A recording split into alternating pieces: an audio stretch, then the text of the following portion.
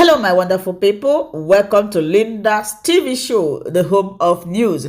Here we react to all forms of news, anything that is happening in the globe. We'll bring it to you here. If you like what you are seeing, kindly subscribe, put on your notification bell. This is very, very important to enable you to know when we upload a new video or YouTube suggesting our videos to you. Now, in this video, I want to put a disclaimer that I do not promote misleading information in this platform. We do not promote violence. I hate those things. We are here to inform, educate the members of the public about what is happening in the world. Daily Trust was reporting live bullets, live rounds being fired. Is this how to go? The same people that shut this country down for 2 weeks, Jonathan did not go after them like this. A lot of the people that protested Occupy Nigeria morphed into what is the APC today. We saw how they had a series of protests then. Were these not the same people that protested and put Jonathan's head and call him all sorts of names, Jonathan Haram and everything? Did they stifle their voices this way? So this high-handedness we practice in the name of democracy will not get anywhere. Let's begin what's trending. As today marks the 5th anniversary of the EndSARS protests and the tragic Lekki killings of October 20, 2020, we pay tribute to victims of SARS and honor the legacy of a movement that captured global attention. The EndSARS protest brought together millions of young Nigerians demanding an end to police brutality and government accountability. The Sorosoke and Coconut Head generation took to the streets in peaceful demonstrations that culminated in the tragic events at Lekki toll gate, where protesters were shot at by security forces. A significant milestone. Activist Omoyele Showere's move to organize a protest against the detention of the leader of the indigenous peoples of Biafra, Nnamdi Kanu, around Aso Rock, the National Assembly Complex, Force Headquarters, the Court of Appeal, Eagle Square and Shehu Shagari Way has been met with reactions. The Nigerian Police Force over the weekend urged demonstrators to respect a court order restricting protests around key government areas. Police spokesman Benjamin Hundeyin, while acknowledging citizens' rights to peaceful assembly and expression, stated that such rights must be exercised responsibly and within the limits of the law, particularly where public safety, national security and the rights of other citizens are concerned. This statement has elicited reactions, and I'll take some posts on X. This is from Obiora, who wrote on X, "With due respect to the Inspector General of Police, the places mentioned in this release, Aso Rock Villa, the National Assembly, the Court of Appeal, Force Headquarters, Eagle Square, and Shehu Shagari Way are not private estates. They belong to the people of Nigeria. The citizens built them, funded them, and ultimately own them. Therefore, the right to peacefully assemble in those places is not a privilege to be granted by the government. It is a constitutional right that must be protected, not suppressed. If we are to speak of court orders, then we must remember that the same judiciary has discharged Mazi Nnamdi Kanu on 2 separate occasions, yet the government continues to detain him in clear defiance of those rulings. Selective obedience to court orders undermines the very foundation of justice and erodes public trust in both the government and law enforcement. Nigerians are not asking for chaos. They're asking for fairness, equity before the law, and accountable governance. A government that has nothing to hide should have no fear of its citizens expressing dissent. Protests are not a threat. They are feedback, a mirror reflecting issues that require urgent attention. It is a sign that all is not well in the land. True leadership listens, not silences. The strength of any democracy lies not in the number of armed officers deployed to suppress voices, but in the courage of those in power to hear uncomfortable truths and act justly." Another ex-user wrote, "This statement from the Nigerian Police Force is a welcome reminder that the rule of law must guide every action in our democracy. Upholding court orders is crucial for maintaining order and preventing chaos. However, it's equally important that law enforcement officers carry out their duties with professionalism, restraint and respect for the constitutional rights of citizens to peaceful assembly and free expression. Peaceful protest remains a legitimate democratic tool for citizens to express their grievances, provided it is conducted responsibly and within the law. The police must therefore balance firmness and fairness, ensuring that while security and public order are protected, voices of the people are not unjustly silenced. Ultimately, both the citizens and the police share a common responsibility to ensure peace, justice, and respect for the Constitution. For the Constitution to prevail in our nation. I believe that's what the ex-user is trying to say, Rufai. We know the EndSARS movement, represented a defining moment for Nigeria's youth, a generation that, leveraged social media and organized this protest that captured international attention. It is quite, glaring at this moment that the rule of law has to prevail in the land. And, I do admire activist Omoyele Sowore for actually tying in this protest with the injustice as it seems. Rufai, your comment, and I'll come sit with you. I mean, it's apt to protest when people have grievances. That's why we have a democracy. Yeah. And that's why I condemn any form of, military government. Correct. Because it's a democracy, people can protest. But in a democracy, when people protest and you stifle their voice and you kill them, it makes us get sad and even question if what we're practicing democracy. And you see, I'm particularly miffed by the way they've started to stifle protests. Just this morning, what happened? Sowore went out with people to protest, and the next thing, tear gas. Daily Trust was reporting live bullets, live rounds being fired. Is this how to go? The same people that shut this country down for 2 weeks, Jonathan did not go after them like this. A lot of the people that protested Occupy Nigeria morphed into what is the APC today. We saw how they had a series of protests then. Were these not the same people that protested and put Jonathan's head and call him all sorts of names, Jonathan Haram and everything?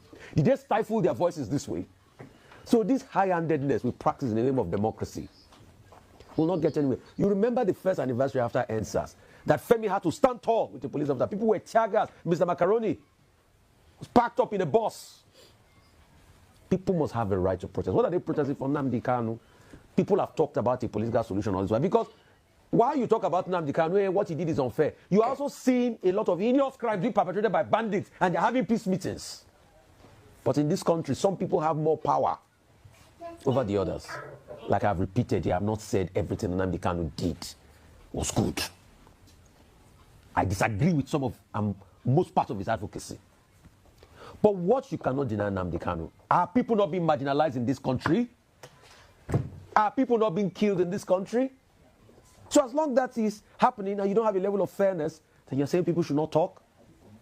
So I keep asking, which kind of democracy do we even practice? When it suits them, they talk. When it doesn't suit them, they go the other way. So please, people should be allowed to protest. Police should be there to protect them. I remember the famous protest when Chuba Okadigbo and Buhari went to protest in Kanu that they refunded them. That was where Femi Falana went to court and he got that judgment. You shouldn't stifle protest. But what do we see? We see always attempt to stifle protest. What was the need going the way of tear gas canisters and the likes? What was the need? And you see, in any democracy, there must be protest. That's why the Americans are speaking up. Yes, speaking about no kings. Yes. And we must not have kings in this country. They say they should not go around the people's house. It's the presidential villa, not the people's house. No, in other parts of the world, don't people go to the White House? And the president will even take them on tours. Right. But you can't do. You see this country. All right. Well, speaking about that, and speaking about stifling protests, you just mentioned no kings. Speaking about protests in the United States, millions of people attended protests over the weekend against President Donald Trump's administration in the second rounds of no kings demonstrations across all 50 states. The widespread rallies aim to broadly reject what organizers describe as Trump's increasingly authoritarian agenda. The protests, which originally began in June, follow sweeping ICE raids and troop deployments in Democrat-led states. The protests come against the backdrop of a federal government shutdown, with GOP lawmakers and the White House in a standoff with Democrats. This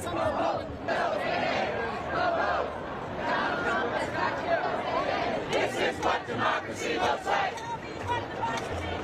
This is what democracy looks like. Get loud for our democracy. Release help. Release.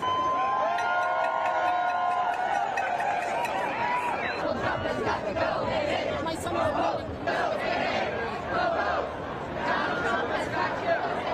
This is what democracy looks like. This is what democracy looks like. Get loud for our democracy. Release help. Nnamdi, look at that. It is reported that about 7 million people participated in the protests. Trump and Republican leaders have labeled the protests as anti-American. However, we saw states like Idaho, a deeply conservative state, turn out dozens of protesters. The scale and organization of these demonstrations reflect deep political divisions in America, with citizens exercising their constitutional rights, even as political leaders debate the legitimacy and impact of mass protests on governance and national unity. You didn't see where they tried to stifle this protest. Across all 50 states, yes, we saw some police out there, but this is their constitutional right, Nnamdi. I think this is the key takeaway. Whether you're pro or anti this protest, the takeaway is that it was allowed to happen. It was done so in an orderly way.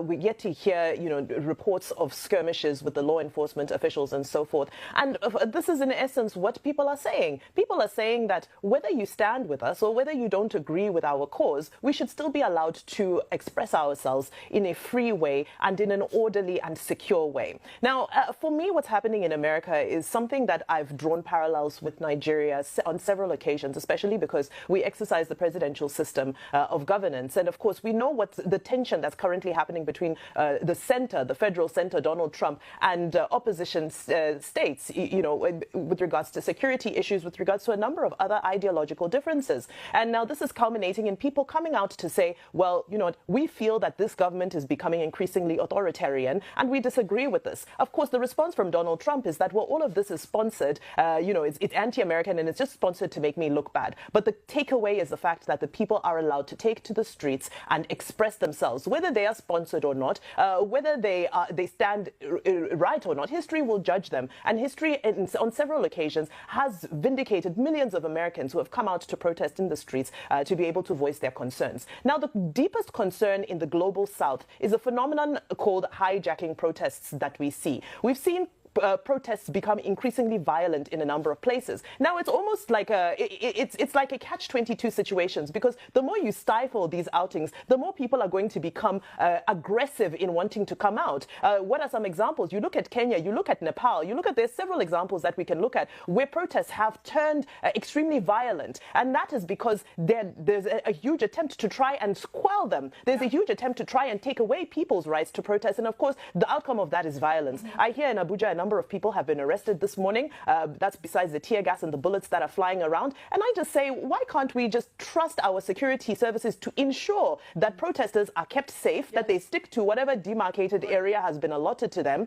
That's most importantly. And number two, it does not need to degenerate. This narrative of protests being hijacked is an unfortunate one, and it needs to be brought to an end. And it's up to the police to protect protesters so that it doesn't degenerate and it doesn't get hijacked by those other people who have their own agenda. Well said, Vimbai. And you know that I believe Amoyele Sowore was saying that he hasn't been served any court order at the moment. So, we're waiting to see the developments of the story. And I would like you to react to the presidency's call that Nnamdi Kanu'S lawyer should be dealt with for joining the protest while the case is still in court. Who said that? Who said that? No, I don't think.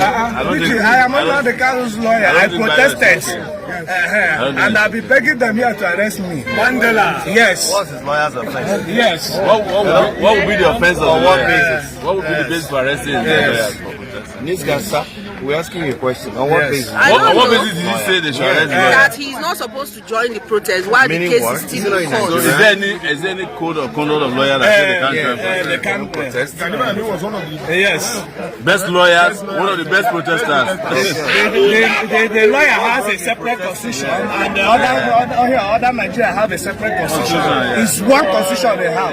The lawyer is a person, and the same right and if they don't release Nnamdi Kanu, senior advocates of Nigeria will join this. Yes. FDC, police, doctors will join this protest. Yes. Even surgeons, like people who say no get time, nurses, everybody will join. We're about to announce another date, and that one will be bigger.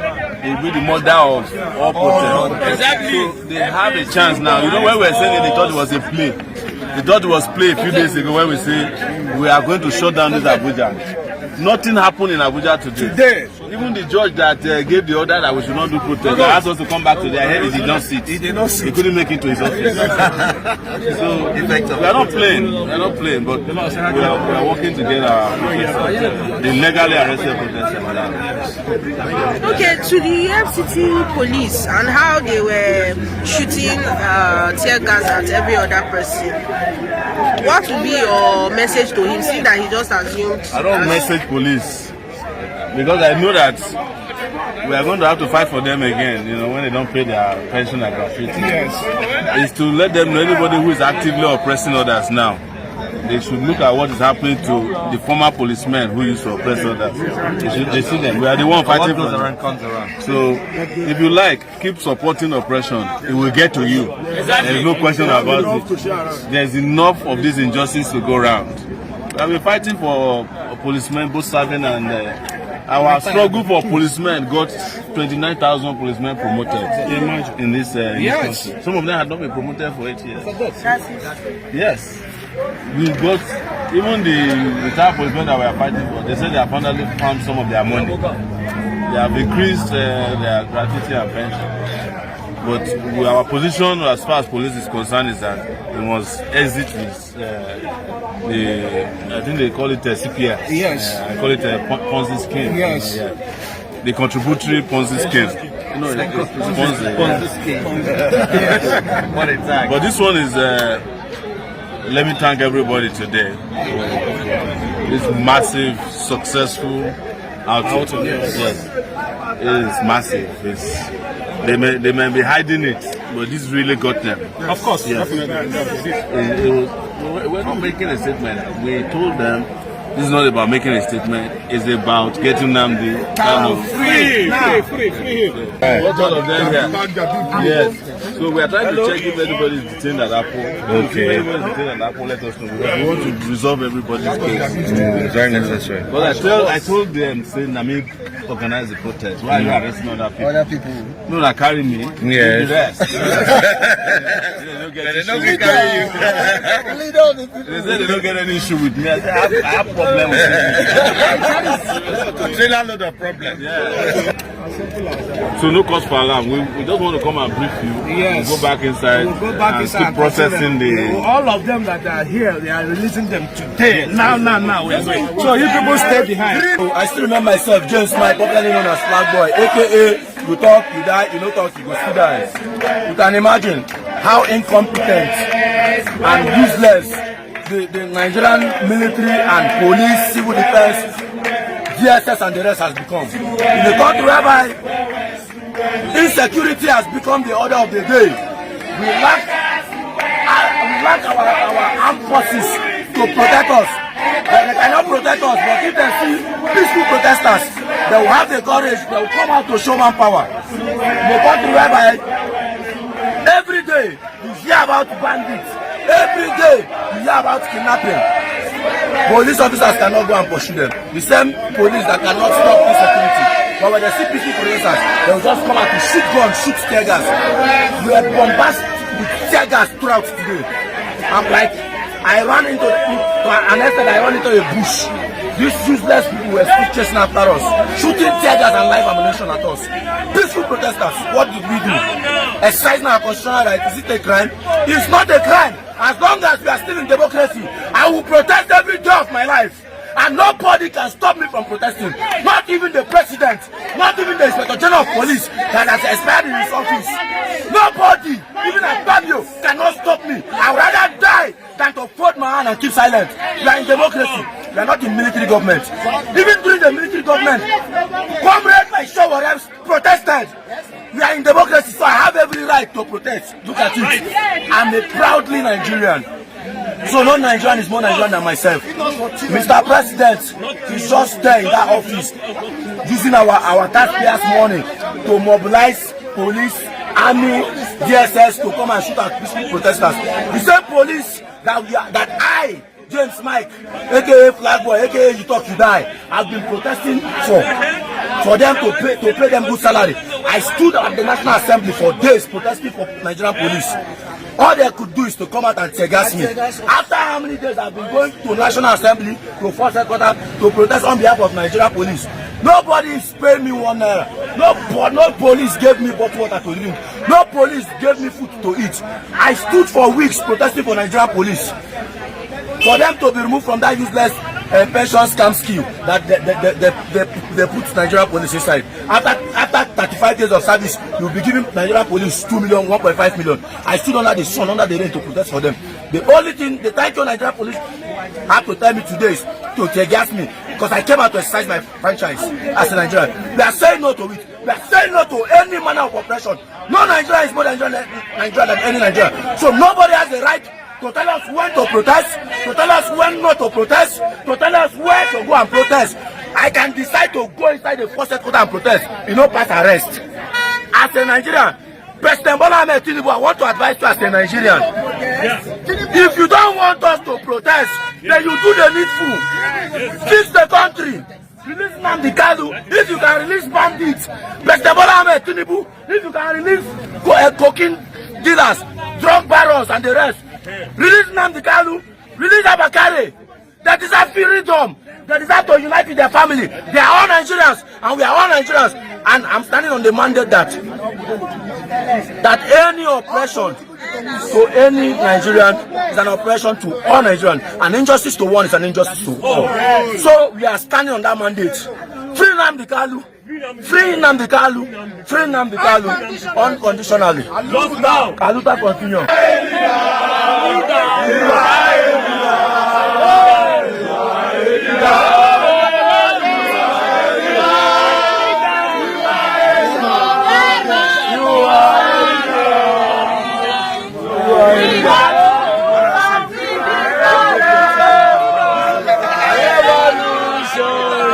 People, as we have finished watching this interesting video, please, I want to see your comment, your contribution, your opinion in the comment section. Like I said earlier, let us do it constructively. Tell me what you think about this video that you have just watched, and also about the platform. If you haven't subscribed, what are you waiting for? Please remember to subscribe, put on your notification bell, share this video, and remain blessed.